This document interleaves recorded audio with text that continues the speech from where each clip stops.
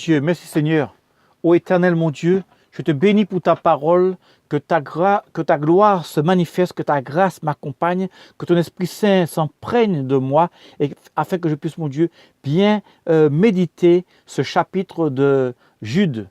Oh mon Dieu, gloire à toi Seigneur. Bonsoir à tous, que Dieu vous bénisse, et vous tous qui aimez la parole de Dieu, eh bien nous allons nous fortifier ensemble. Jude.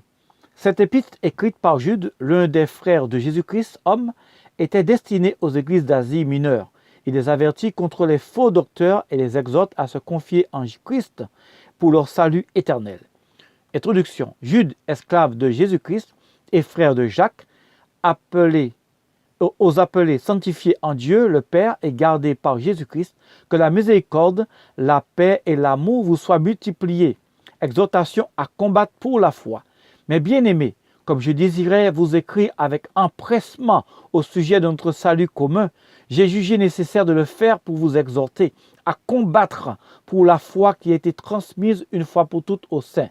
Car il s'est glissé parmi vous certains hommes dont la condamnation est écrite depuis longtemps, des impies, qui changent la grâce de notre Dieu en luxure sans bride et qui renient le seul Maître, Jésus-Christ, notre Dieu et Seigneur. L'apôtre Paul nous dit dans Galates chapitre 1er, verset 6, « Je m'étonne que vous abandonniez si rapidement celui qui vous avait appelé à la grâce de Christ pour passer à un autre évangile. » Non pas qu'il y ait un autre évangile, mais il y a certains qui vous troublent et qui veulent renverser l'évangile de Christ. Donc que Dieu nous accorde le discernement pour discerner ceux qui sont là pour troubler les enfants de Dieu. Ils sont dans la maison de Dieu, soi-disant, un bâtiment qu'on appelait la maison de Dieu. Ils sont là pour troubler. Leur but, leur mission, c'est de troubler les âmes. Et ils sont là pour renverser la parole de Dieu, renverser l'évangile. Or, la parole de Dieu, c'est elle qui te sanctifie. Mais quand tu t'éloignes de la parole de Dieu, tu sors de la sanctification. Donc, ces gens-là sont là pour t'enlever la communion que tu dois avoir avec Dieu, le contact que tu dois avoir avec Dieu, l'amour que tu dois avoir avec Dieu. Donc, il t'entraîne dans toutes sortes de pensées charnelles. Mais je te dis, si tu es dans cette position-là, Jésus n'est pas encore venu, tu as le temps de te repentir, repens-toi, c'est un conseil et je t'assure, c'est un bon conseil. Gloire à Dieu, alléluia, gloire à Dieu. Mais si nous-mêmes, l'apôtre Paul qui dit, si nous-mêmes, ou un ange du ciel vous prêche un autre évangile, qu'il soit anathème. Qu'il soit anathème. Que si quelqu'un porte un autre évangile que celui que nous vous avons prêché, qu'il soit anathème. Comme nous l'avons déjà dit, et je le dis encore maintenant, si quelqu'un vous prêche un autre évangile que celui que vous avez reçu, qu'il soit anathème. Même s'il a une belle cravate, même si c'est un pasteur ou apôtre ou prophète, qu'importe. Si quelqu'un porte un autre évangile, qu'il soit anathème. Lorsque nous regardons dans 1 Roi, chapitre 13, verset 17, Dieu avait parlé à un prophète. Ce prophète a rencontré un autre prophète qui était encore plus vieux que lui. Donc il s'est dit, le prophète lui dit qu'un ange lui a parlé, alors que Dieu lui avait parlé lui-même. Mais l'ange avait parlé au vieux prophète. Et ce prophète-là, le jeune prophète, a abandonné la parole de Dieu pour désobéir à la parole de Dieu. Pourquoi? Parce qu'un autre homme de Dieu, qui était prophète, qui était un ancien prophète, lui a parlé. Donc il a laissé la parole de Dieu pour obéir plutôt au prophète, qui lui a dit qu'un ange lui a parlé. Or le prophète, c'est Dieu lui-même, alléluia. Dieu lui-même qui lui avait parlé, alléluia. Quand Dieu te parle, qu'importe celui qui viendrait, avec quelle que soit sa dimension spirituelle, reste accroché, reste attaché à la parole de Dieu, alléluia. Un ange m'a parlé, mais Dieu m'a parlé. Et Dieu m'a parlé. Donc, et aucun ange n'est venu me parler. Donc Dieu, jusqu'à présent, n'est venu me dire autre chose. Donc si Dieu t'a parlé, Dieu aussi va me parler pour me dire, pour confirmer ce que tu me dis, pour savoir si ça vient de lui. Car Dieu ne se repent pas. Dieu m'a dit de ne pas retourner par le même chemin et de ne pas manger, de ne pas boire. Et toi, tu me dis de venir manger et de boire. De venir manger et de boire alors que Dieu ne m'a rien dit. Oh, alléluia, je veux rester attaché à la parole de Dieu. On va dire que je suis têtu ou rebelle, qu'importe. Je veux rester accroché et attaché à la parole de Dieu. Il n'y a pas de sentiments, mes amis, parce que le jeune prophète, il avait fait des sentiments. Eh bien, le vieux prophète dit, car il m'a été dit de la part de Yahweh, tu ne mangeras pas de pain Alors là, maintenant, la vraie version, c'est de la part de Yahweh, pardon. Parce que l'ancienne version nous dit, Louis II, il parle de la part d'un ange. Et là, il dit de la part de Yahweh, tu ne mangeras pas de pain. Non, pardon. Le jeune prophète dit, il m'a été dit de la part de Yahweh, Dieu lui-même, tu ne mangeras pas de pain, tu ne boiras pas d'eau, tu ne t'en retourneras pas par le chemin par lequel tu seras allé. Et il lui dit, et moi aussi, je suis prophète comme toi. Un ange m'a parlé de la part de Yahweh en disant, ah, c'est bien la part de Yahweh, hein, en disant, ramène-le avec toi dans ta maison, qu'il mange du pain et qu'il boive de l'eau, mais il lui mentait.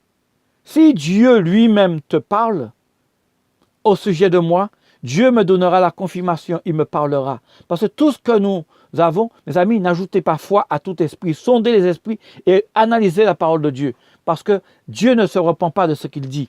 Donc tout ce que Dieu va dire par la bouche d'un homme de Dieu, ou d'un prophète ou d'une prophétesse, tout ce que Dieu va dire par cette bouche, cela sera toujours confirmé par la parole de Dieu. Alléluia. Or, dans Galates, nous allons continuer dans Jude chapitre 5. Jude chapitre 1er, verset 5. Alléluia.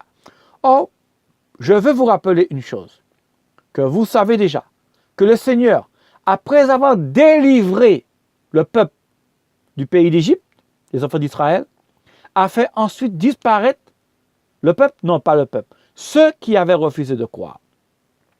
Et nous avons l'exemple dans Nombre, chapitre 16, où il est parlé de Coré, de Dathan et d'Abiram.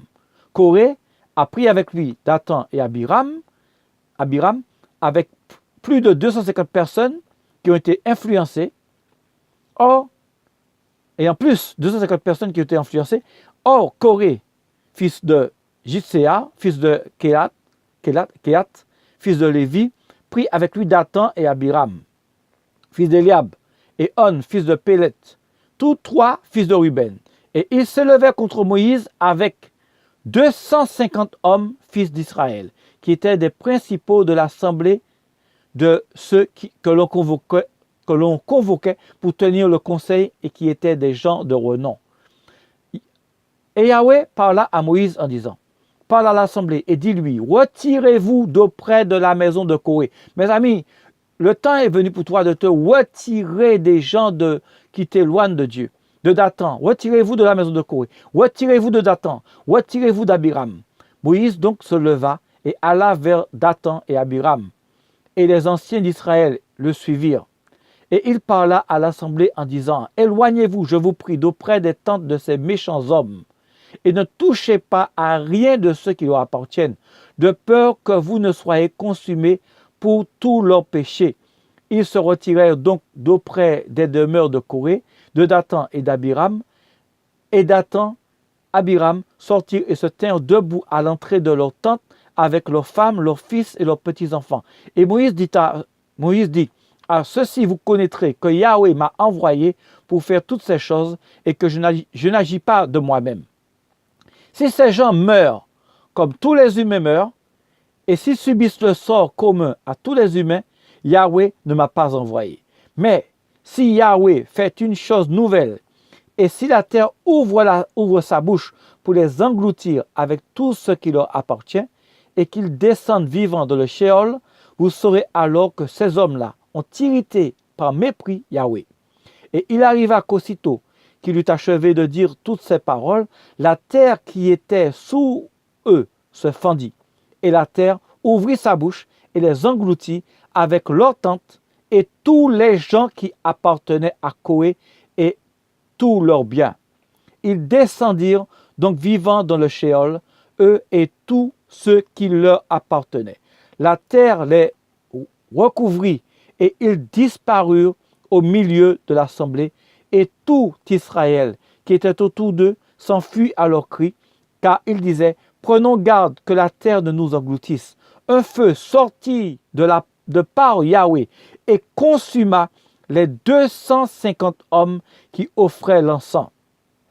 Puis Yahweh parla à Moïse en disant, dit à Éléazar, fils d'Aaron, le prêtre qui ramasse les encensoirs du milieu de l'embrasement et dans répandent au loin le feu, car ils sont sanctifiés, avec les encensoirs de ceux qui ont péché, contre leur âme, que l'on fasse des lames étendues, dont on couvrira l'autel, puisqu'ils ont été offerts devant Yahweh et qu'ils sont sanctifiés, ils serviront de signe aux enfants d'Israël. Mes amis, si c'est ton père, détourne-toi de ton père si ton père se détourne de Dieu. Si c'est ta mère, détourne-toi de ta mère si ta mère se détourne de Dieu. Si c'est ton pasteur, détourne-toi de ton pasteur si ton pasteur se détourne de Dieu. Si c'est ton meilleur ami, détourne-toi de ton meilleur ami si ton meilleur ami se détourne de Dieu. Si c'est ton mari, ta femme, détourne-toi de ton mari, détourne-toi de ta femme si cette personne, ces gens se détournent de la parole de Dieu. Se détourner ne veut pas dire les haïr, parce que si tu les haïs, tu es comme eux. Il faut les aimer. Mais je veux dire qu'il ne faut pas t'associer avec eux dans la prière, t'associer avec eux dans une dimension où tu t'approches de Dieu, où tu partages avec eux la parole de Dieu. Non, mes amis. C'est toi qui prends la parole, c'est toi qui parles. Il ne faut pas écouter la parole de ceux qui ne sont pas avec Dieu. Il faut te détacher. Donc, nous continuons dans Jude, chapitre 1er, verset 6. Quant aux anges qui n'avaient pas gardé leur origine, mais qui avaient quitté leur propre demeure, il les a gardés sous l'obscurité dans des liens éternels, pour le jugement du grand jour. De même, Sodome et Gomorrhe et les villes voisines, qui se sont livrés comme eux à la prostitution et ont couru après les péchés contre nature, sont donnés en exemple et subissent la punition du feu éternel. Mes amis, il y a plein d'hypocrites, plein d'hommes méchants, plein de ceux qui ne veulent pas se repentir, plein de ceux qui ne veulent pas demander pardon à Dieu. Ils sont dans leur méchanceté, ils continuent, ils persévèrent dans ce sens. Pourquoi? Parce qu'ils ont l'étiquette de pasteur, ils ont l'étiquette d'une femme de prière, ils ont l'étiquette d'une femme prophétesse, ou bien quelqu'un qui a un don spirituel, ou quelqu'un qui a un ministère. Et ils sont là-dedans, dans leur péché, ils se fortifient là-dedans, ils ne veulent pas s'humilier pour demander pardon à Dieu pour leurs péchés. Moi, je demande pardon à Dieu pour mes péchés. C'est vrai, mes amis, je pêche tous les jours, et tous les jours, je demande pardon à Dieu. Je ne fais pas le même péché, bien sûr, mais ce n'est pas pour autant que je ne suis pas un pécheur. Je demande pardon à Dieu pour tous mes péchés, et je suis sûr que Dieu me pardonne. Donc, fais la même chose. Donc, tu vois, quand tu t'associes avec ceux qui font le mal, toi aussi, tu fais le mal. Il faut que l'un arrive à dire stop. D'accord, on a péché ensemble, maintenant on arrête et on dit stop, on arrête le péché. Oui, c'est vrai, ça fait du mal, on était tellement habitués au péché, surtout le péché du sexe, tellement habitués, maintenant on dit stop, on arrête. Et maintenant on veut connaître la volonté de Dieu, connaître ce que Dieu lui-même a pour nous, ce que Dieu lui-même veut faire pour nous, parce qu'on veut obéir à Dieu, on veut plaire à Dieu, on veut glorifier Dieu. Alléluia. Gloire à Dieu. Dans Genèse chapitre 19, verset 24. Alors Yahweh fit pleuvoir du ciel sur Sodome et sur Gomorrhe du soufre et du feu de la part de Yahweh. Et il détruisit ces villes-là et toutes les plaines et tous les habitants des villes. Tous les habitants des villes. C'est important à comprendre. Tous les habitants des villes, mes amis. Pas un qui s'est échappé. Et les herbes de la terre. Mais la femme de Lot, regarda en arrière et elle devint une statue de sel, ce qui veut dire elle est morte. Mes amis, il y aura très très peu qui seront sauvés parce que Jésus dit que son retour sera comme Sodome et Gomorrhe. Mes amis, sauvez-vous. Pas de sentiments, pas de sentiments. Même si c'est pour faire pleurer les autres. Non, je ne viens plus avec toi, je ne suis plus avec toi, je ne participe plus avec toi, je ne suis plus dans l'adultère avec toi, je ne suis plus dans le péché avec toi. Ce n'est pas parce que tu as de la haine dans ton cœur, c'est parce que tu veux sauver ton âme et que tu veux sauver l'âme de celui qui t'écoute. Alléluia. Dans Jude chapitre 1er, verset 8, malgré cela, malgré la punition, malgré tout ce que Dieu a fait pour punir tous ceux qui s'écartent de lui, ces hommes, aussi plongés dans leurs songes, souillent leur chair, méprisent l'autorité, bien sûr l'autorité de Dieu, et blasphèment contre les dignités. Or, l'archange Michel, lorsqu'il contestait avec le diable et lui disputait le corps de Moïse, n'osa pas prononcer contre lui un jugement blasphématoire, mais il dit seulement que le Seigneur te censure sévèrement. Eux, au contraire, ils blasphèment contre tout ce qu'ils ignorent. Contre tout ce qu'ils ignorent. et ils se corrompent dans tout ce qu'ils savent naturellement, comme font les bêtes dépourvues de raison. Malheur à eux, car ils ont suivi la voie de Caïn, ils se sont jetés dans l'égarement de Balaam pour une récompense, ils ont péri pour une rébellion semblable à celle de Corée. Vous avez vu Corée, Dathan et Abiram. Ils ont péri pareillement. Parce que quand on se rebelle contre Dieu, on périt. Et oui, c'est un danger. Et dans 2 Pierre chapitre 2, à partir du verset 1er, nous allons voir des avertissements qui sont là contre les faux docteurs. Mais comme il y a eu de faux prophètes parmi le peuple, il y aura aussi parmi vous de faux docteurs qui introduiront secrètement des sectes de perdition et reniant le Seigneur qui les a achetés, pas rachetés, mais achetés parce que Dieu ne nous a pas achetés, vendus et après il nous a rachetés. Voilà, Dieu nous a achetés, attireront sur eux-mêmes une perdition soudaine et beaucoup les suivront dans leur perdition et à cause d'eux, la voix de la vérité sera blasphémée. Mes amis, la parole de Dieu va perdre sa force dans le cœur de beaucoup de gens à cause d'eux, à cause des faux pasteurs, à cause de ceux qui ont l'amour de l'argent. Par cupidité, verset 3, de Pierre 2, verset 3, par cupidité, ils trafiqueront de vous au moyen de paroles déguisées. Mais la condamnation qui leur est destinée depuis longtemps ne tarde pas, et leur destruction ne sommeille pas. Car si Dieu n'a pas épargné les anges qui avaient péché, mais s'il a précipité dans le Tartare, où ils sont gardés enchaînés dans l'obscurité pour le jugement, et s'il n'a pas épargné l'ancien monde, mais s'il a gardé Noé, lui huitième prédicateur de la justice, lorsqu'il a fait venir le déluge sur un monde d'impies, et s'il a condamné à la destruction totale et réduit en cendres les villes de Sodome et Gomorrhe, les donnant en exemple à ceux qui par la suite vivraient dans l'impiété, et s'il a délivré Lot, le juste, qui était profondément affligé par la luxure sans bris de ses hors-la-loi,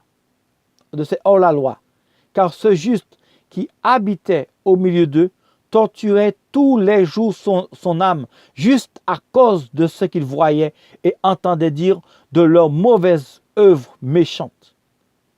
Le Seigneur sait comment délivrer de l'épreuve ceux qui l'honorent et réserver les injustes aussi. Dieu sait réserver les injustes pour être punis au jour du jugement. Principalement ceux qui vont après la chair dans les passions de l'impureté, le désir sexuel illicite, l'adultère, le péché, l'impudicité, la débauche, et qui méprisent l'autorité.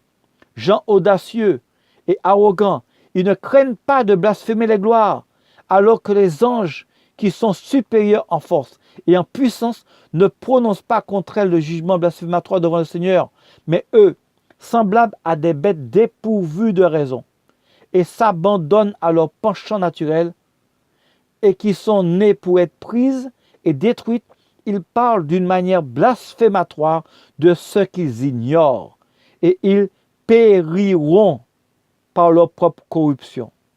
Ils périront. Mon frère, que tu ne puisses pas périr. Ma sœur, que tu ne puisses pas périr.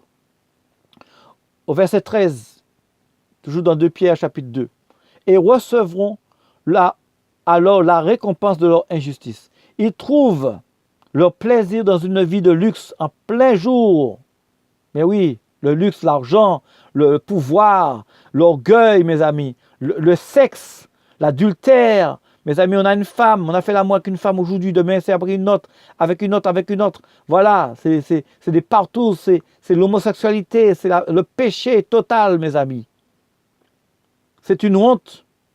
Et des hommes comme ça qui se disent hommes de Dieu, mais vous ne savez pas ce qu'ils font dehors.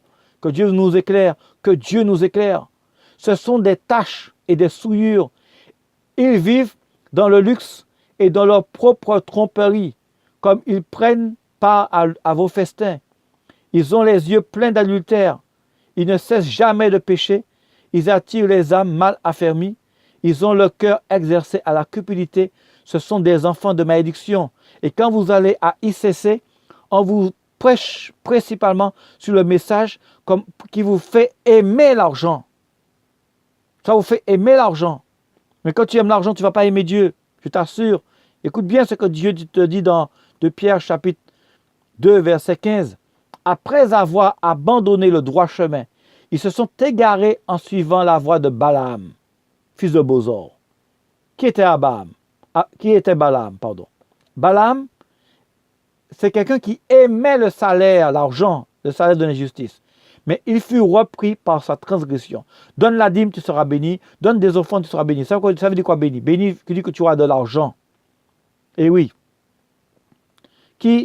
Mais il fut repris pour la transgression. Moi, je vous dis sincèrement, moi personnellement, je vous dis, je prends l'engagement de vous dire de ne pas aller à ICC. Vous allez aimer l'argent, vous allez perdre votre âme. Voilà. Moi, je l'ai dit, maintenant c'est fait. Chacun fait ce qu'il veut. Dans 2 Pierre chapitre 2, verset 17, ce sont des fontaines sans eau. Et oui, ça paraît des fontaines, mais c'est sans eau. Des nuées agitées par le tourbillon. Et des gens à qui l'obscurité des ténèbres est réservée éternellement. Pourquoi ce sont des fontaines sans eau? Parce que Jésus est la vraie fontaine. Jésus est l'eau vive. Et quand nous revenons dans Jude, chapitre 1er, verset 12, ce sont des écueils dans vos agapes, lorsqu'ils prennent leur repas avec vous sans crainte et se repaissent eux-mêmes. Ce sont des nuées sans eau, emportées par des vents, ça et là, des arbres au déclin de l'automne, s'enfuient, 2 fois morts et déracinés, des vagues impétueuses de la mer, rejetant l'écume de leur impureté, des étoiles errantes, à qui l'obscurité des ténèbres est réservée éternellement. J'ai connu M. Johnny Ravin. Eh oui, je l'appelais frère Johnny Ravin. J'ai connu le pasteur Edmond Mfoumou. Ce sont des hommes qui devraient être des hommes de Dieu. Aujourd'hui, ce sont des hommes qui s'égarent et qui égarent les autres.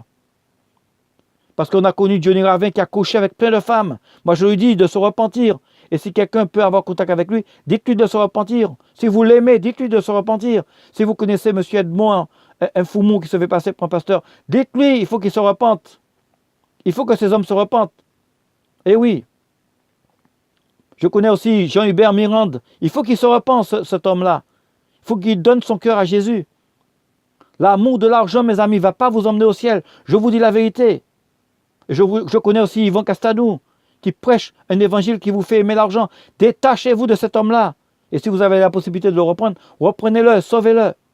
Et ne vous associez pas avec lui, mais sauvez-le. Dans Apocalypse chapitre 18, verset 4, « Puis j'ai entendu une autre voix du ciel qui disait, « Sortez de Babylone, mon peuple, afin que vous ne participiez pas à ses péchés, et que vous n'ayez pas de part à ses fléaux. Car ses péchés sont montés jusqu'au ciel, et Dieu s'est souvenu de ses iniquités. » Mes amis, détachez-vous de tous les hommes qui vous font aimer l'argent. Dans Jude chapitre 1er, verset 14, « C'est aussi pour eux qu'Enoch, le 7e homme après Adam, a prophétisé en disant, « Voici le Seigneur est venu avec ses saints, qui sont parmi eux, pour exercer un jugement contre tous les hommes et pour convaincre tous les impies d'entre eux de toutes leurs actions d'impiété qu'ils ont commises d'une manière impie et de toutes les paroles injurieuses que les pécheurs impies ont proférées contre lui.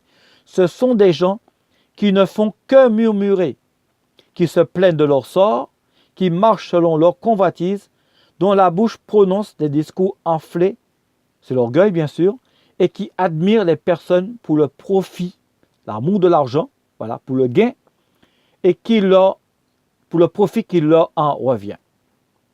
Dans 1 Timothée chapitre 6, verset 6, la piété, l'amour des choses de Dieu, la piété c'est ça, l'amour des choses de Dieu, est en effet une grande source de gain quand on sait être content avec ce que l'on a. Car nous n'avons rien apporté dans le monde et il est évident que nous ne pouvons rien apporter. Si nous avons la nourriture et le vêtement, cela nous suffira. Mais ceux qui veulent devenir riches tombent dans la tentation, dans le piège et dans beaucoup de désirs insensés et pernicieux qui plongent les humains dans la destruction et la perdition, car l'amour de l'argent est la racine de tous les maux. Et quelques-uns, en étant possédés, se sont détournés de la foi et se sont transpercés eux-mêmes de beaucoup de douleurs.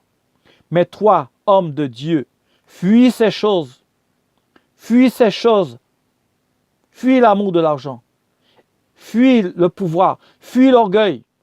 Et recherche la justice, la piété, la foi, la charité, la patience, la douceur. Combat le beau combat de la foi. Saisis la vie éternelle, à laquelle aussi tu as été appelé et pour laquelle tu as fait une belle confession en présence de plusieurs témoins. Mais vous, bien-aimés, mes bien-aimés, souvenez-vous des paroles qui ont été dites auparavant par les apôtres de notre Seigneur Jésus-Christ. Et comment il vous disait que dans les derniers temps, il y aurait des moqueurs, dans Jude chapitre 1er, verset 17, il y aurait des moqueurs qui marcheraient selon leur convoitise impie. Ce sont des gens qui se séparent eux-mêmes des hommes animaux n'ayant pas l'esprit. Ils se séparent de Dieu. Gloire à toi, Seigneur mon Dieu. Gloire à toi, Seigneur Dieu vivant. Vous voyez, ils se séparent eux-mêmes. Gloire à toi, Seigneur mon Dieu. Donc, je continue. Donc, ce sont des gens qui se séparent de Dieu. Ils n'aiment pas Dieu. Mais vous, mes bien-aimés, édifiez-vous vous-même sur votre très sainte foi et priez par le Saint-Esprit. Donc là, je continue sur la pensée, la méditation que je fais sur le livre de Jude. Dans Jude, chapitre 1er, verset 20. Mais vous, mes bien-aimés, édifiez-vous vous-même sur votre très sainte foi et priez par le Saint-Esprit, conservez-vous les uns les autres dans l'amour de Dieu, en attendant la miséricorde de notre Seigneur Jésus-Christ pour la vie éternelle. Et ayez vraiment pitié de ceux qui doutent. Ceux qui doutent, ceux qui n'ont pas la foi, il faut avoir pitié d'eux. Ayez pitié de ceux qui doutent. Quant aux autres, sauvez-les par la frayeur, en les arrachant hors du feu, haïssant même la robe souillée par la chair. Ne vous associez pas, vous allez vous souiller. Même si vous êtes propre, vous dites que vous restez propre, mais le fait de vous coller avec quelque chose qui est souillé, qui est sale, le péché c'est quelque chose de sale, vous allez salir votre robe. Vous allez salir votre robe, vous allez souiller votre robe. Comprenez cette parole, mes amis. Dans Philippiens chapitre 4, verset 8, « Au reste, mes frères, que toutes les choses qui sont vraies, toutes celles qui sont honorables, toutes celles qui sont justes, toutes celles qui sont pures, toutes celles qui sont aimables, toutes celles qui sont de bonne réputation, toutes celles où il y a quelques vertus ou quelques louanges, soient l'objet de vos pensées. » Ces choses que vous avez apprises, reçues, entendues et vues en moi, mettez-les en pratique et le Dieu de paix sera avec vous. Tout ce qui vous donne envie de dire gloire à Dieu, de dire mon Dieu tu es vivant, de dire mon Dieu tu es merveilleux, qui vous donne envie de louer Dieu. Je ne parle pas seulement de chanter, mais de le louer vraiment du fond de votre cœur, en ressentant vraiment dans le cœur le désir, l'amour de Dieu, envie de l'aimer encore, que ces choses soient l'objet de vos pensées. Oh mon Dieu, je veux t'aimer encore plus. Je veux ressentir dans mon cœur l'amour que je dois avoir pour toi. Je vais avoir encore envie de t'aimer et de t'aimer et de t'aimer encore et encore. Ces choses que vous avez apprises, reçues, entendues et vues. Apprises, reçues, entendues et vues en moi, comme dit l'apôtre Paul, mettez-les en pratique parce que l'apôtre Paul s'était efforcé pour être un exemple, afin de parler ainsi, pour encourager, pour dire que c'est possible. J'arrive. Donc vous aussi, vous allez arriver. Donc vous allez pouvoir arriver à prendre tout ce que vous avez appris, à prendre ce que vous avez reçu, à prendre ce que vous avez entendu, à prendre ce que vous avez vu, afin de les mettre en pratique. Et le Dieu de paix sera avec vous. Dans la conclusion, dans Jude chapitre 1er, verset 24, à celui qui est capable de vous garder. Alléluia. À celui qui est capable de vous garder de toute chute et de vous faire paraître devant sa gloire irréprochable et dans l'allégresse. À Dieu seul sage, notre Sauveur, soit la gloire. À Dieu seul la magnificence. À Dieu seul la force. À Dieu seul la puissance. Et maintenant et dans tous les âges. Amen. Gloire à Dieu. La gloire de Dieu, c'est que tu te détournes de tous les faux prophètes, tous les faux pasteurs, tous ceux qui te détournent de la parole de Dieu. Que tu te détournes de l'amour, de l'argent.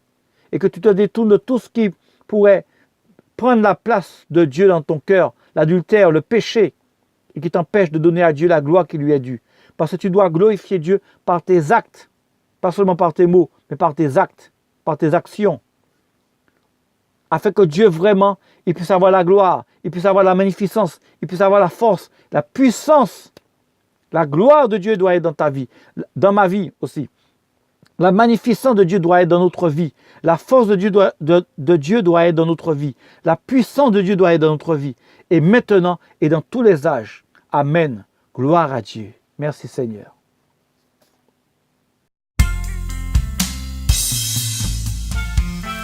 Père éternel, que ton règne vienne, pardonne-moi mes péchés, car je veux vivre